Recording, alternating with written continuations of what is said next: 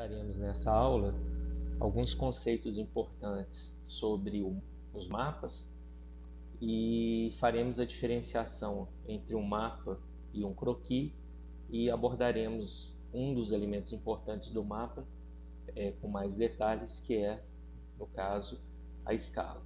O que é um mapa? O mapa ele pode ser considerado um documento cartográfico quando ele vem acompanhado de informações que dão a ele um significado. Dentre os principais elementos, nós temos o título, a fonte, a orientação, as coordenadas geográficas, a escala e a legenda. A legenda indica o significado dos símbolos, das cores e demais recursos utilizados no mapa.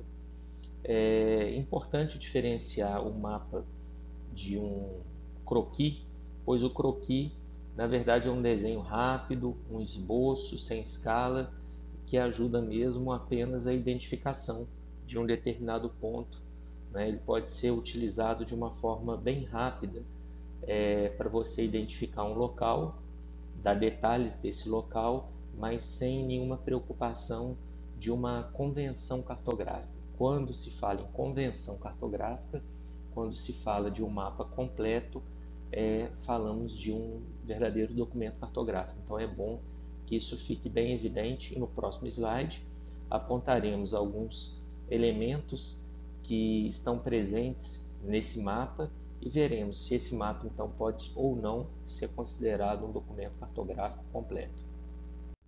Se ele pode ser considerado realmente um documento cartográfico completo. Então iniciaremos pelo título. O título ele deve responder duas questões: onde e o que. No caso, onde, a região sudeste está sendo representada, e o que é a divisão política, são os estados que compõem a região sudeste. Então, se nós tivéssemos, por exemplo, um outro mapa representando a vegetação do Brasil, responderia também a duas questões. O que está sendo representado, a vegetação, e onde no território brasileiro. Então lembrem-se que o título ele não pode deixar de responder essas duas questões. Um outro elemento que aparece nesse mapa específico são as coordenadas. Reparem que o Trópico de Capricórnio corta alguns estados da região sudeste do país, mais ao sul. Então esse também é um elemento importante que deve constar no mapa. Nós temos também nesse mapa a legenda. Geralmente a legenda ela se localiza na parte inferior do mapa. No caso específico, ela se localiza mais acima. E a legenda, nós temos aqui algumas características importantes. Reparem que cada estado ele foi representado por uma cor diferente e que nós temos também pontos representando a capital, um ponto representando a capital. Geralmente o ponto que representa a capital, ele representa com um ponto mais grosso, maior, e as cidades principais, ela tem um destaque menor que a capital. E observem também que esse mapa, ele apresenta uma escala. Veremos mais adiante, mais detalhadamente a escala, mas no caso específico da região sudeste político, nós temos aqui tanto a escala numérica, que foi apresentada, tanto a escala gráfica. E um detalhe importante também, que nos mapas, geralmente a cor azul, ela representa superfícies líquidas e a cor verde representa a cobertura vegetal. Engraçado que esse mapa ele não consta de fonte, de onde esse mapa ele foi extraído, e também não consta de orientação, que geralmente ele é representado pela rosa dos ventos. Geralmente é uma seta que aponta para o norte, mas poderia também apontar para o sul. É apenas uma convenção cartográfica. Então, se nós tivéssemos um rigor para identificar esse mapa, nós não poderíamos considerá-lo um documento cartográfico completo, apesar de ele possuir título, coordenada, legenda e escala. Ele ficaria faltando fonte e orientação, mas ele obedece a alguns elementos cartográficos. Então, não existe também esse rigor, mas caso vocês fossem cobrados numa avaliação, vocês poderiam sim dizer que esse mapa ele está ausente de uma orientação, de um ponto cardeal, que estaria dando uma referência ao local, e também a fonte, que também não aparece nesse mapa. É um importante elemento cartográfico e ela representa a relação de proporção entre a área real e a sua representação. Na verdade, a grosso modo, ela indica o quanto um determinado espaço foi reduzido para que coubesse no local em que ele foi confeccionado. Então, é uma relação entre a medida real e a medida que foi colocada no papel. Existem dois tipos de escalas. Falamos na escala numérica e na escala gráfica. A escala numérica é representada por um numerador e por um denominador. A escala gráfica é representada por um gráfico e que varia, né, por uma régua que varia de 1 em 1 centímetro. Reparem que aí nós temos 2 pontos 500 mil. Lê-se 1 por 500 mil.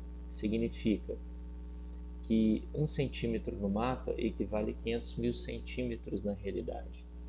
Da mesma forma, na escala gráfica, né, 1 centímetro representa a 5 quilômetros na realidade. Em termos de visualização, a escala gráfica ela tem um facilitador maior. Geralmente nos mapas é muito mais fácil de se visualizar pela escala gráfica, porque a distância entre as cidades ela é dada em quilômetros e não em centímetros. Então significa dizer que na escala de 1 para 500 mil a realidade ela foi reduzida 500 mil vezes. Significa que 1 centímetro representa na realidade 500 mil centímetros ou 5 quilômetros. 2 centímetros no mapa, então vai representar 10 quilômetros, o dobro. Então, se 1 centímetro representa 5 quilômetros, 2 centímetros representam 10 quilômetros na realidade.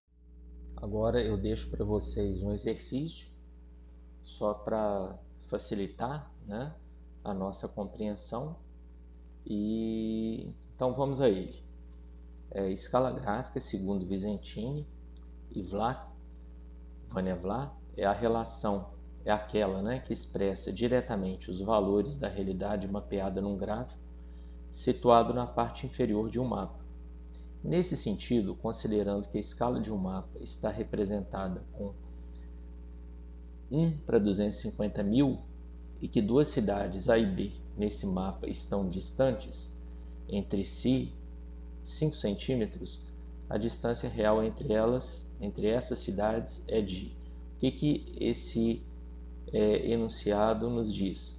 Esse enunciado nos diz que nós temos a escala, que é 1 para 250 mil, ela foi representada aí de uma forma numérica, e que a distância entre duas cidades no mapa ela é de 5 centímetros. Então nós queremos saber qual é a distância real, né?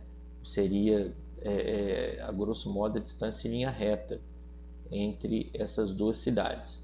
Então nós temos uma fórmula, né? Que a escala nada mais é do que a distância real dividida pela distância no mapa. Então no próximo slide nós faremos então essa operação. O que nós queremos saber, na verdade, é qual é a distância real. Nós temos duas variáveis que são a escala e a distância no mapa. Então, por isso, nós precisamos de calcular a distância real. Então, nesse problema, nós temos aqui alguns dados já passados para vocês. Nesse slide, nós temos a escala, que é igual a 1 para 250 mil, a distância entre as cidades A e B no mapa, representada por 5 centímetros, e queremos saber então a distância real. A escala, é importante que vocês lembrem dessa fórmula, é a relação entre a distância real dividida pela distância no mapa, ou seja, se eu tenho a escala e a distância no mapa, eu preciso identificar qual é a distância real. A distância real nada mais é do que a multiplicação da escala pela distância no mapa, ou seja, eu tenho que multiplicar 250 mil. Tomem cuidado que eu não multiplico 250 mil centímetros, esses 250 mil é a escala e ela é invariável, ela não tem nenhum sistema, né? Centímetro, decímetro, ela não tem nenhuma unidade, então eu multiplico 250 mil multiplicado por 5 centímetros. Eu acho então 1.250.000 centímetros. Só que centímetro é difícil de mensurar uma distância entre duas cidades em centímetro. Então eu faço a conversão de centímetro para quilômetro. Então centímetro, decímetro, metro, decâmetro, hectômetro e quilômetro. Então relembrem, né, o sistema métrico decimal, ou seja, a distância entre cidades A e B é de 12,5 quilômetros.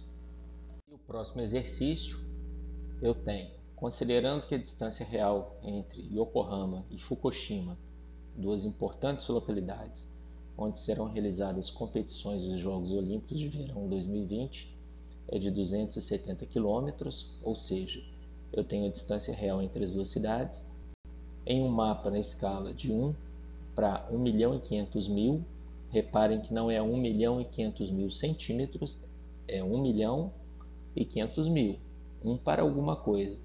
Essa distância seria ou seja, nesse caso o exercício me pede a distância no mapa entre as duas cidades, que certamente será dada em centímetros. Então vamos à resolução da questão. Nesse caso eu tenho o D maiúsculo, ou Dzão, 270 km, a distância real entre as duas cidades, a escala, que é 1 para 1.500.000, e quero saber então a distância no mapa. O que eu faço? Eu divido a distância real pela escala. Nesse caso, eu não posso dividir quilômetros por 1.500.000. Eu faço a conversão de 270 quilômetros para centímetros, até porque a resposta tem que ser dada em centímetros. Então eu acho 27 milhões de centímetros dividido por 1.500.000. Eu corto zeros e chego então à resposta de 18 centímetros, ou seja, a distância no mapa entre as duas cidades é de 18 centímetros. E por último, eu deixo para vocês duas escalas, uma escala 1 para 500 e uma escala 1 para 5 milhões. Se nós pensarmos de uma forma rápida, diríamos que a escala de 1 para 5 milhões é maior, mas tomem cuidado com isso. Quanto menor o denominador, maior a escala. Significa que a escala de 1 para 500 eu reduzi esse espaço real 500 vezes. E na escala de 1 para 5 milhões, esse mesmo espaço ele foi reduzido 5 milhões de vezes. Então lembre-se, quanto maior é o denominador, menor será a escala. Então, se eu tenho um mapa mundi, significa que a escala vai ser muito pequena, porque eu tenho que representar uma área grande, então essa escala eu só consigo identificar as principais cidades, as capitais. Então, várias cidades, por exemplo, de Minas Gerais, não apareceriam no mapa mundi. Diferentemente do mapa do Brasil, eu tenho um espaço menor e, em relação ao mapa mundi, eu vou utilizar então uma escala maior. Então, quanto maior a escala, maior eu tenho um detalhamento, e quanto menor a escala, que é maior o denominador, menor então será o meu detalhamento. Então guardem isso, que isso é muito importante.